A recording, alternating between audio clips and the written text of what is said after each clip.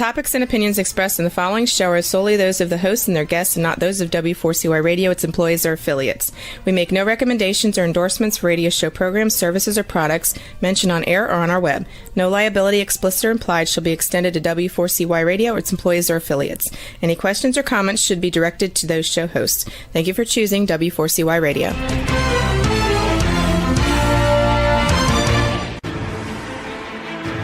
What's working on purpose anyway? Each week, we ponder the answer to this question. People ache for meaning and purpose at work, to contribute their talents passionately and know their lives really matter. They crave being part of an organization that inspires them and helps them grow into realizing their highest potential. Business can be such a force for good in the world, elevating humanity. In our program, we provide guidance and inspiration to help usher in this world we all want, working on purpose. Now, here's your host, Dr. Elise Cortez.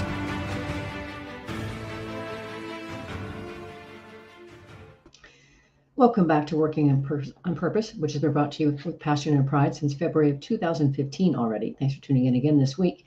I'm your host, Dr. Elise Cortez. If we have not met before and you don't know me, I'm a workforce advisor, organizational psychologist, management consultant, logotherapist, speaker, and author.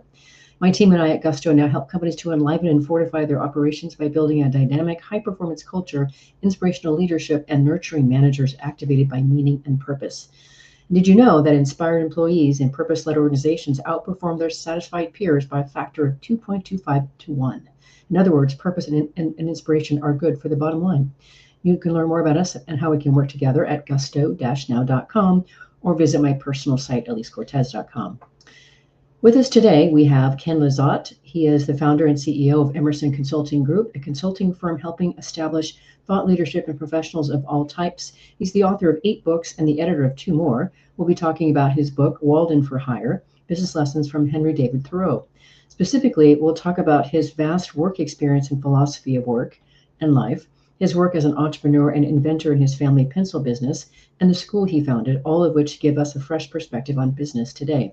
He joins us today from Concord, Massachusetts, the hometown of Henry David Thoreau, where he lives just a few miles shy of Walden Pond. Ken, welcome to Working on Purpose. Well, thank you for inviting me to be on Working on Purpose. Most welcome. And let us celebrate this wonderful creation you brought into the world, shall we? Look at this. You've got one. Look, you've got it. Ready? Yeah, it looks a lot like that one.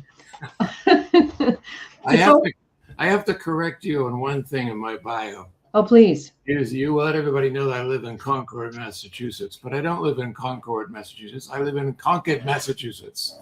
Concord. You say it around here, Concord. Concord. Okay, I thank you for. That's a very important correction. I stand corrected. Okay. You know the big university near here is Harvard. Harvard, yeah, Harvard. Yeah. I'll work on my A's, Ken. Right. Good. Okay, so here we are already celebrating Henry David Thoreau and Walden Pond. We got to start by orienting our listeners and viewers as to why in the heck that you were so drawn to researching Henry David Thoreau. I mean, I realize you're in his neighborhood, you're in his backyard, but beyond that. Well, I moved to Concord about 30 years ago. Okay. And, I honestly didn't know that much about Henry back then. But when you live here, you learn about him in dribs and drabs. You learn about Louisa May Alcott in dribs and drabs, Ralph Waldo Emerson, and Hawthorne, all these people that were all hanging out together back in the mid 1800s. And so you learn a little bit, but what really happened with me is that I got asked to become a part of the Thoreau Farm birthplace house, the place where Henry was born. And that's here in Concord. And I was asked to be on the board of directors. And it was at a time in my life when it felt like the right thing to do. So I immediately said yes and started going to meetings, but not necessarily understanding much about Henry David Thoreau himself. Again, it sort of dribs and drabs until what really happened is I became president at one point, and I was president, ended up being the president of the board for 10 years. And so you learn more and more and more. But my day job, my company, Emerson Consulting Group, helps business experts today become published thought leaders, and they're in business is my specialty to work with. So I have the business on my mind during the day, and at night, once a week or once a month, I would go to these meetings where it's not business at all. It's about Henry this and Henry that, Henry environmentalism, and Henry the writer, and Henry the a saunterer around Walden Woods, and all these kinds of things. And one day it just snapped. Something happened. I just saw it because I would see these various authors come and go and talk about their new book, and learn about. It's always this. I don't mean to say they're mundane themes, but they tended to repeat themselves. And the nature, ecology, writing, and like that. And something happened where I said, wait a minute, what about business? I'm thinking about business all day long. What about Henry and business? And it got me thinking that I should look into it. And the more I did, the more I found, again, dribs and drabs of Henry relating to business. So I'm sitting at the Thoreau Farm house one day, and there are a couple of people that I'd been working with on the board for a few years who knew a lot about Thoreau. And I said to them, I've been thinking about writing a book about Henry as a business expert. And their first instinct, both of them, very knowledgeable people, is to sort of laugh at that. I knew it had to be laughter, yeah. Yeah. And I thought that was interesting. It just made me more interested to pursue this. So I started to do some research, and it really didn't take long for me to realize that I was really onto something. There's never has been a book on this theme, Henry David Thoreau as a business expert. In the 170 plus years since he left this earth, so many thousands of essays and so many thousands of books have been written, but about him, but none of them had the laser focused theme of him as a business expert. And it took me a while to do this, to research it at all. But, as you and I just proved to everybody, that's a book. It's a real book, and there's a lot in there. And I covered 18 chapters with Henry as a business expert. So that's how it all came about. Well, that's it. You've inspired me to write my next book, and it's going to have to be on what we can learn from Garfield, the cartoon character, on inspiration, right? That's where it has to be next. If you've just inspired me. I got the subtitle, Moments of Inspiration from Garfield. Well, I love it, right? Isn't this fun? Oh, see, you wonder why I keep hosting the show after all these 11 years, right? I just have these kinds of conversations. Well, just quickly for our listeners and viewers who haven't read your book and don't know Thoreau, I call him Thoreau. You're calling him Thoreau. Yeah, I should say something about that. Yes, please. He was actually born David Henry Thoreau, and as he got it, I don't know how old, maybe late teens or early 20s. For some reason, he decided he wanted to switch the first two names, not David Henry, but Henry David. And then as he got thinking about his last name, he liked the sort of French pronunciation better, Thoreau, rather than Thoreau. Okay, this is so good. A bunch of things I'm learning. And most people don't know that. I didn't know it until a long time. And it's Henry David Thoreau. Thoreau. Well, so I also was dazzled by just the sheer quantities, different kinds of work that he had done in his life. If you could just kind of give us a short tour, or at least labels of what he did. I don't want to spend a lot of time on that, but just coming to give us a breadth of the stuff this man was up to. Yeah, well, one of the things in the book is that the chapters, I break the chapters up into these various jobs. And, you do? I think it's delightful. And it's easier for me to go to the table of contents and and read through them quickly if I can find it now. Of course, I can't with them on. There we go. I've got a list here If too. I'm on camera, I can't, but yeah, no, I've got the page, and just for me to scan it myself. He was a builder. People know about his cabin on the shores of Walden Ponds, and he did that himself. And he also helped other people that he knew in Concord to build things or renovate the houses and that sort of thing. He was a farmer.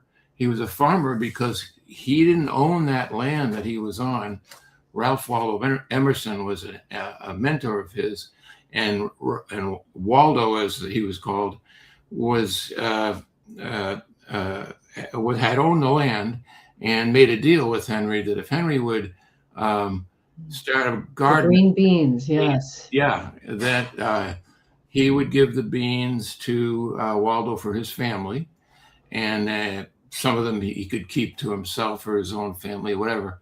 But that was part of his deal there. So he's a farmer, and in farming, he was always inventing new ways to go about things that farmers had done for centuries, eons, and he was always looking to see how could he improve on it.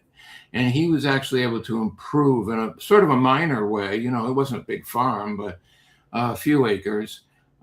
He would have enough for Waldo and his family. He would have enough for his own family. Both of them are 5, 6, 7 people in each family, and then for himself. And then there's some left over. And he'd take the ones that were left over, and he went to the market in the center of Concord, like a lot of the farmers did, and he just set up shop and sold what he had left over. He claimed that he was making more money profit ratio than the farmers that had been there for a long time. Mm-hmm. Well, and this is one of the things you have to take his word for it, because there isn't a lot of documentation otherwise. But farming was another thing. And then just really quickly, he was a surveyor, and he became the chief surveyor of Concord after a number of years, proving how great he was. He was a public speaker. He was a scientist, naturalist. He was a inventor. I'm waving this pencil. Yes, the pencil. This pencil is called, and we all know what these are called because we've all used them and still use them, a number 2 pencil. Well, pencils have a lot of different numbers. This is something I learned in the course of investigating this. But pencils were really bad back in those days. Even the good pencils, the best pencils, they were sloppy, and they didn't necessarily write, or they didn't write consistently, and they could get all over your hands and leak down a page, and there were all kinds of problems. And yet people accepted that, because that was how a pencil was. Mm-hmm. Henry he didn't accept that, and in his father's pencil factory, which produced good pencils and did well, but again, the kind that I just described, he said there's got to be a better way. So he thought about it and thought about it, and then thought he should do some research. So he went to his alma mater, Harvard, and he spent a few days, maybe a week or 2 there, just hitting the books, learning all he could about pencils. And he found that in Europe, pencil makers did things differently, and they did it in such a way that their pencils were very reliable. So by looking at that, he brought the recipe for the lead mixture inside a pencil, and a few experiments and all, and even creating a contraption that would create this leaden dust that was very fine and would float in the air and come down where he needed to capture it. And anyway, long story short, he reinvented the pencil, and it's the same pencil. This is the same approach that we use today. So these are the things: farmer and inventor and builder. Writer. Let's not forget writer, right? And that as well, poet and Well, writer was important to him too. In a way, this book is sort of his journey toward having a dream career manifest itself. And in the early days when he was thinking about what did he really want to do in life, he chose what a lot of writers chose in those days, and that was to be a poet. And he was very good at being a poet, and he was very passionate about it. But then, like now, poets didn't really make much money. Mm-hmm. So while you could find a few instances of them becoming famous and making money and making a living, most of the time they didn't. So he had the same problem. He would write his poems and submit them, and sometimes they'd get published, sometimes they didn't necessarily pay him much of anything. But that was his first step toward his dream career. Mm-hmm. Just the arc of the book is to finally get it to a point where he had given that up as the number one dream career, and writing books and essays was the most important thing. And I love how you revered him. We will talk more about that as we go, but let's grab our first break. I'm your host, Dr. Elise Cortez. We're on the air with Ken Lizotte. He is the founder and CEO of Emerson Consulting Group, a consulting firm helping establish thought leadership to professionals of all types. We've been talking about where this book came from, his obsession with Thoreau, and also a bit of his life and who he was as a human. After the break, we're going to talk a bit more about some of the things that he did in his work and what we can learn from those as leaders and business people. We'll be right back.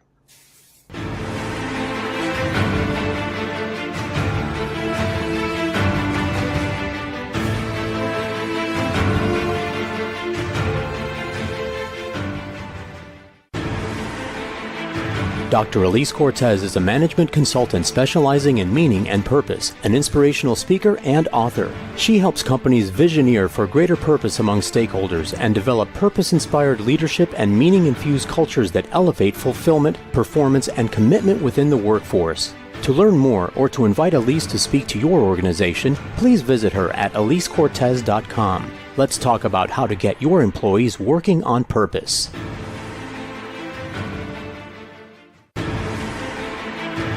This is Working on Purpose with Dr. Elise Cortez. To reach our program today or to open a conversation with Elise, send an email to Elise, A-L-I-S-E, at elisecortez.com. Now, back to Working on Purpose.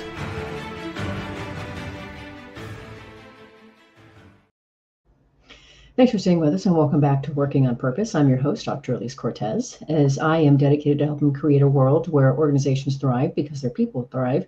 They're led by inspirational leaders that help them find and contribute their greatness, and we do business in a way that betters the world. I keep researching and writing my own books. So one of my latest came out, and it's called The Great Revitalization, How Activating Meaning and Purpose Can Radically Enliven Your Business. And I wrote it to help leaders understand today's discerning workforce. What do they want and need from you to give you their best? And then I provide you 22 best practices to equip you to instill it into your culture and your leadership to keep them. You can find my books on Amazon or on elisecortez.com. If you are now just joining us, my guest is Ken Lizotte. He is the author of 8 books and the editor of another 2. Today we're talking about his book, Walden for Hire, Business Lessons from Henry David Thoreau.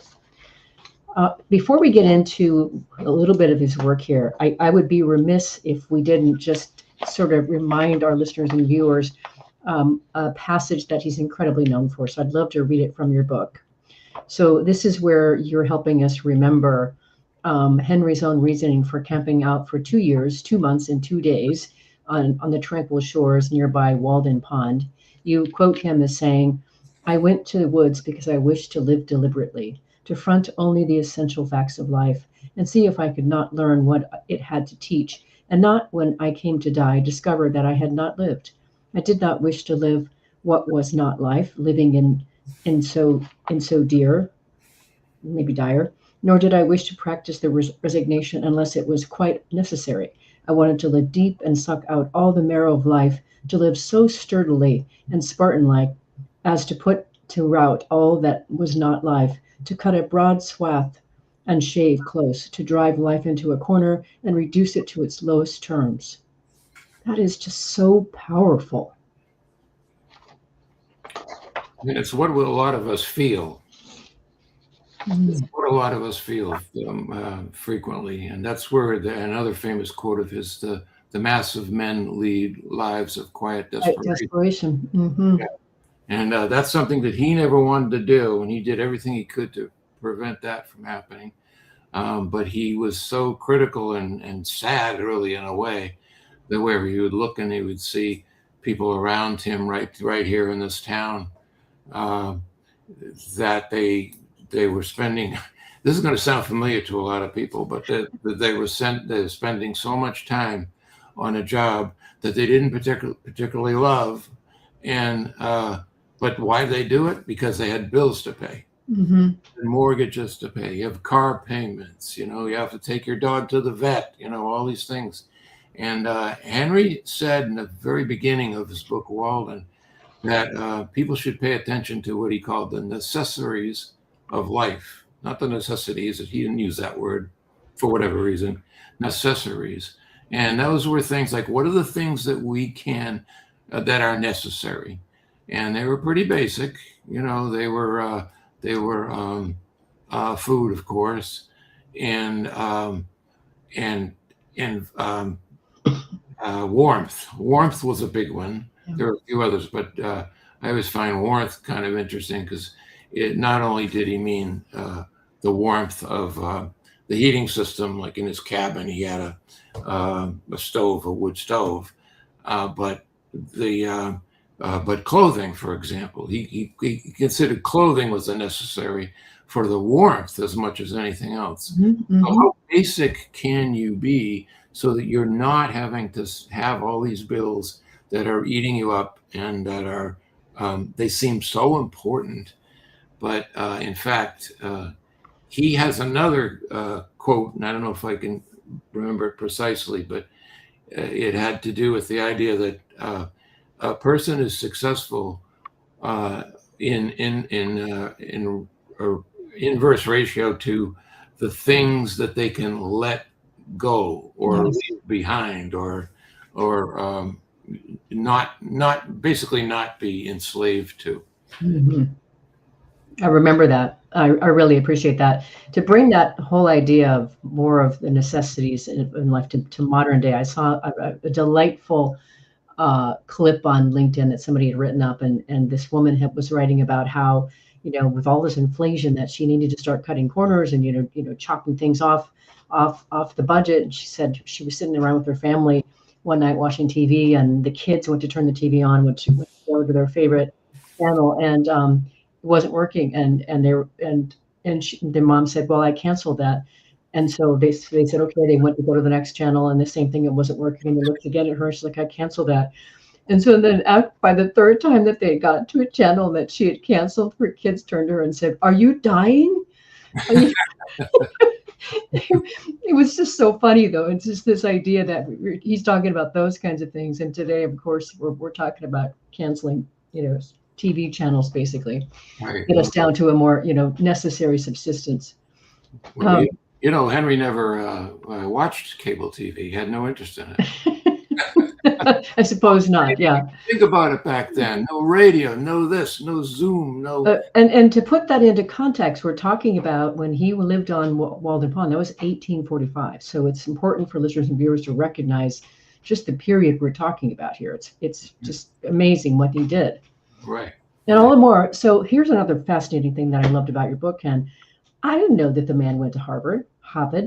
So after graduating from Harvard, he lands this teaching job, and it's in the time period, $500 a year was considered a lot of money, and he's like, hit the jackpot. So tell the story about what was that experience, and it didn't last long. So help us understand what happened there. Well, Henry went into this job. First of all, he was just out of college, out of Harvard, and there was a depression at the time, an economic depression, which back in those days they called a panic. I wonder why. Why do we ever let go of that word, by the way, as far as that goes? But the Panic of 1837, he was graduated, and there were no jobs, so he looking for one, but he couldn't find one, and he couldn't get an offer or anything. And then lo and behold, somebody who knew somebody in Concord said, we're looking for somebody to teach an elementary school here, and I think you'd be good for it. And he recommended Henry for the job, and he got the job. Now he's only out of college maybe a few months, and he's suddenly got a job where other people, looking hard for a job, not getting anywhere.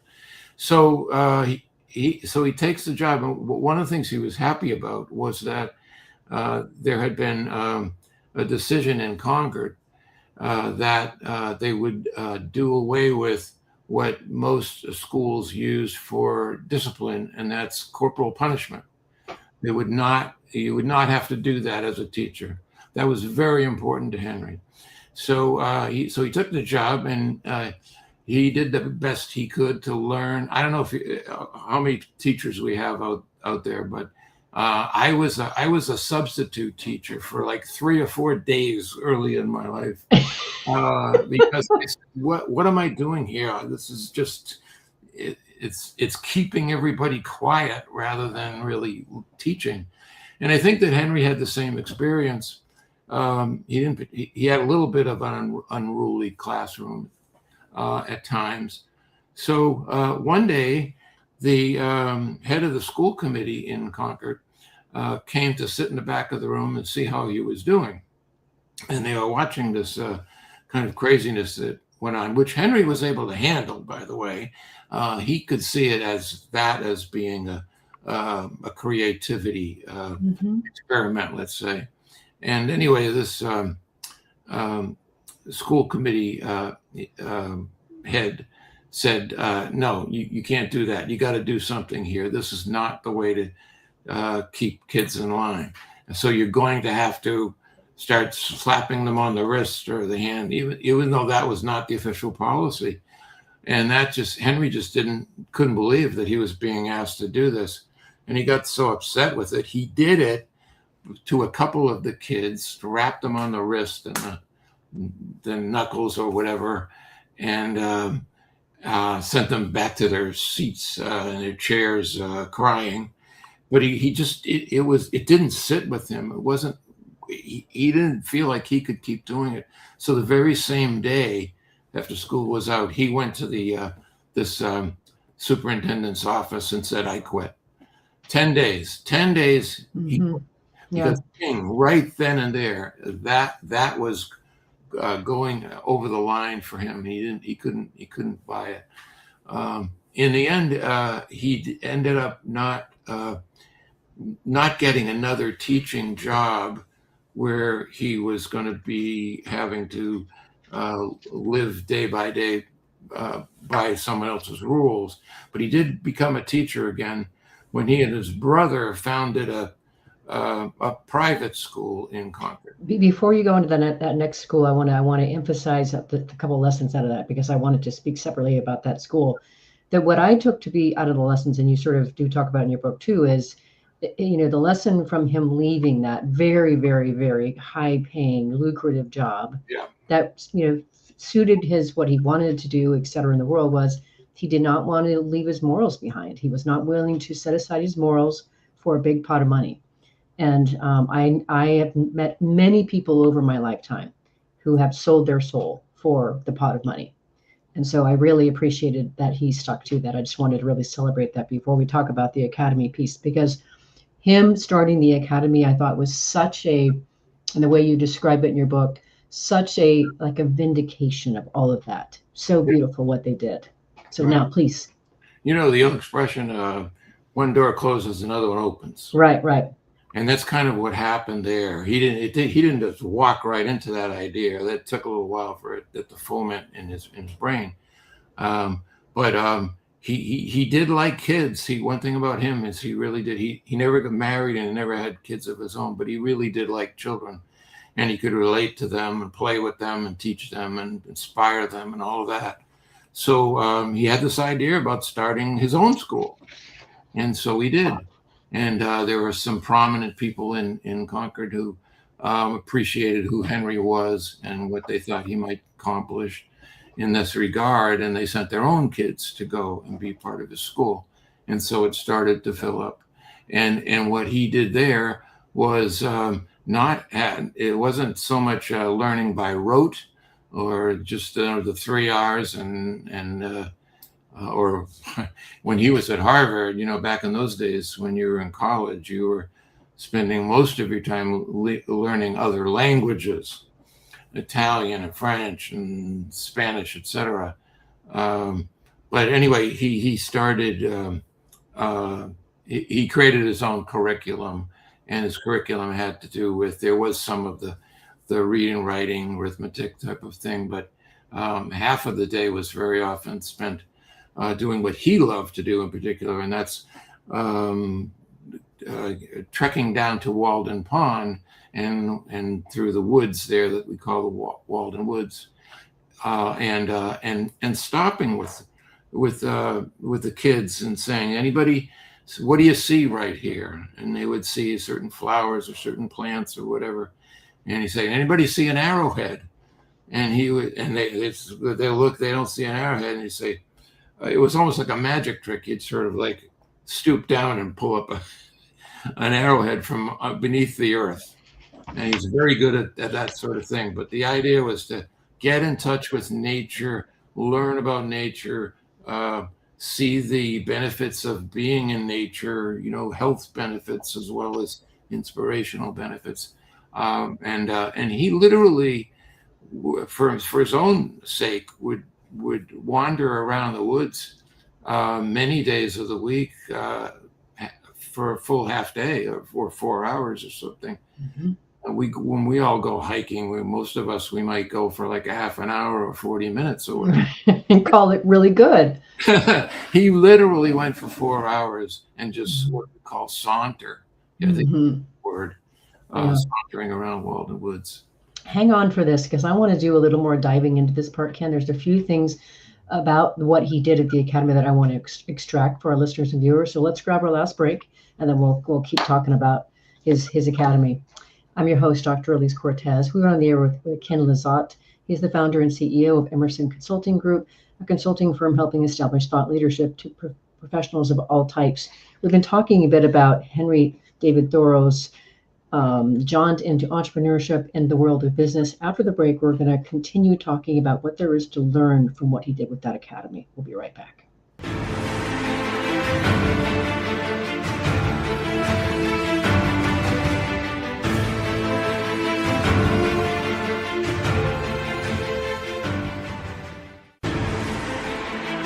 Dr. Elise Cortez is a management consultant specializing in meaning and purpose, an inspirational speaker and author. She helps companies visioneer for greater purpose among stakeholders and develop purpose-inspired leadership and meaning-infused cultures that elevate fulfillment, performance, and commitment within the workforce. To learn more or to invite Elise to speak to your organization, please visit her at elisecortez.com. Let's talk about how to get your employees working on purpose.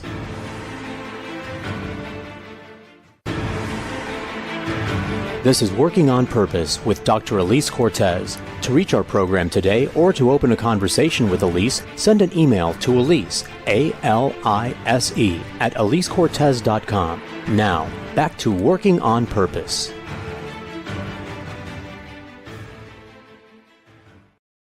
Thanks for staying with us, and welcome back to Working on Purpose. I'm your host, Dr. Elise Cortez. If you're just joining us, my guest is Ken Lizotte. He's the author of 8 books and the editor of an additional 2. Today, we're talking about Walden for Hire, Business Lessons from Henry David Thoreau. So one of the things I wanted to celebrate that I think also really speaks to what your whole point of writing the book is, what can we learn from how he lived and how he went through his life through enterprise, et cetera, and bring it into the world of business and leadership. And so just the very fact that when he started socializing his idea to the community about this academy, he referred to it, he said this would be a very progressive school, unlike that any had come before. And the very fact that he socialized it that way, I think is really compelling, right? Because talk about marketing, you have a whole section on how he was a marketer, a whole chapter on how he was a marketer. I think that's really compelling. So that's one of the points I wanted to raise. Also, too, of course, in his school, no corporal punishment, right? That was another distinguishing factor. He's like, That I know that's the norm out there. I got that, but we're not doing it that way. I'm going to do it my way. So those are a couple of things. If you want to comment on those, there's a couple of things that I really want to make sure that we called out that really speak to, I think, what we can learn today from the way he lived and worked. Well, I think one thing that happened, I think, with him, and if you take the public school, whether he quit after 10 days, and then his school that he started it on his own, and he brought his brother, who also was a public school teacher, and had the same feelings about that, into being his partner. So they were running it together for a while. And I personally spent about 10 years previous to the business I have now, working with professionals around how they can make career transitions. Yes. And one of the things that I found seems to be true for people in the workforce is you have to know what you are. Are you an employee? Yes. Or are you an entrepreneur? Yes. And a lot of people who I would be coaching or put through my programs back then had been working as an employee at some sort of major company for maybe 20, 25, 30 years or something. And this was back in the 90s, and there was a panic or a recession, and they were all being thrown out of work, and there was right sizing, downsizing, all those buzzwords. And a lot of them said that two things: they wanted to do something on their own, they didn't want to go back to the corporate life, and they wanted it to have purpose. Speaking of working on purpose, that's what they wanted, and they understood that they had to be independent. So I learned from that we are either entrepreneurs or we're employees, and it's not one versus the other is not better than the other, but it's who you are, what you are. And if the fit doesn't feel right, there's no reason why you shouldn't do what Henry did and take yourself into creating a work lifestyle that works for you. And speaking of that, I thought the way you described the way that Henry and his brother John worked together was so endearing. They really had a beautiful, and of course, the business lesson there was hire somebody who really is passionate about what it is that they're doing and for the organization. But of course, you also share that ultimately he disbanded the academy when his brother died because he was such an integral part of the academy operationally, et cetera. And it just really speaks a lot to what a relational soul he was too. Right. Well, that's the thing is that they were very close. He cared a lot about his brother, and his brother had a freak accident where he got lockjaw from I think like a rusty razor blade or something, and he died in 3 days. And of course, people did get sick and die in 3 days, little kids and of all ages back in those days. So it was so devastating to Henry. He couldn't really go on, and he decided to close it down.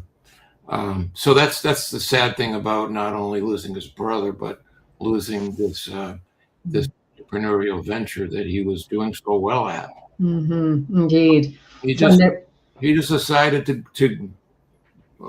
pick myself up, and what's the next thing? And is that when he became more of a master surveyor, or were there things stops along the way before he got there? The thing that happens next is that he goes to Walden Pond and he builds his cabin, and he what you read is what that was all about. You should find out what it is that matters to him.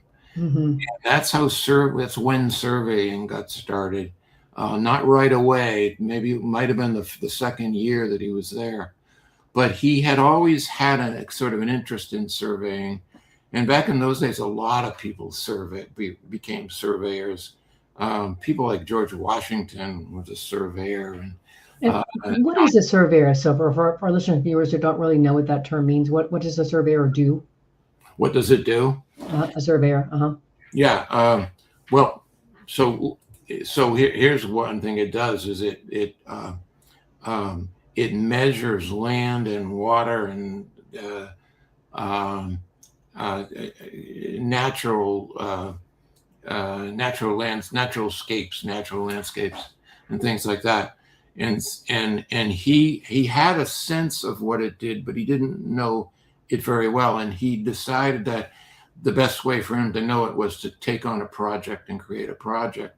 So right there at Walden Pond, in the dead of winter, like right now, like February, and the ice is completely stiff, and he decided he was going to measure Walden Pond. Now, a lot of people at that time thought Walden Pond it didn't have a bottom, believe it or not, that it would, like, I guess, go to the other side of the globe or something. Wow. And it was just this, it was considered bottomless. So he says, I got to find out if it's bottomless. So he had some kind of homemade makeshift tools that he used, and he surveyed that the whole pond, everything from across from shore to shore, but also the bottom to the bottom, and to see how far it went. And don't ask me what the eventual measurement Number was. Yeah. I don't remember if I even got that, but I think he did get it. So he did this thing that was on his own that helped him. What happened was he started to get these little jobs here and there. And a lot of times what it was working for, let's say, a farmer or a landowner that wanted to maybe make more money with their land by cutting down trees and selling for timberwood and things like that. But Henry had two things going on. One is that the surveying he liked because he liked to measure and he liked to investigate things and all of that. But also he liked to be outside. So it was a great compromise. And then the other part, when we get back to the morality, the inner core of who he was, he would take on jobs where the goal of his client was to have make as much money from the land as possible, which might mean devastating some of it. Again, a stand of trees or a beautiful rock formation or something, and he would fight with his client over it. No, that's not a good thing. We've got to have all these kinds of natural items, ingredients that make up who we are. And so anyway, but the point is the ultimate goal, to answer your question, would be to know exactly what you owned if you hired a surveyor, and what's the shape of it. And then, it's sort of up to you to do what you wanted to do with it. But he was so good at it, and he cared about it so much, and he did it in such a way where his heart was in it. People recognized that. And as a result, by the time he was in his last few years of life, he was doing a lot of surveying, and he had been named the chief surveyor of Concord. He was that good. It didn't stop him from writing, didn't stop him from writing poems. And by then he had his book, Walden, was finished and published. But surveying became a sort of a good compromise that could pay the bills, such as they were. And they weren't anything like what we were discussing before. Not for Right.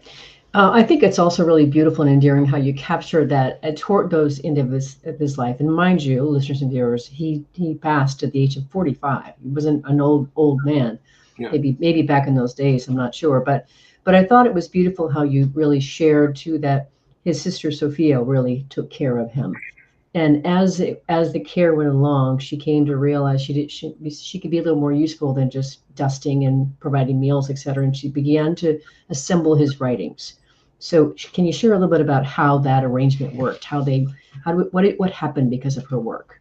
She like the rest of the siblings, was a teacher, and then I think had, I don't know, retired or decided to leave her teaching job in order to take care of Henry, because he was dying of tuberculosis, and it's a slow kind of a diminishment that apparently takes place.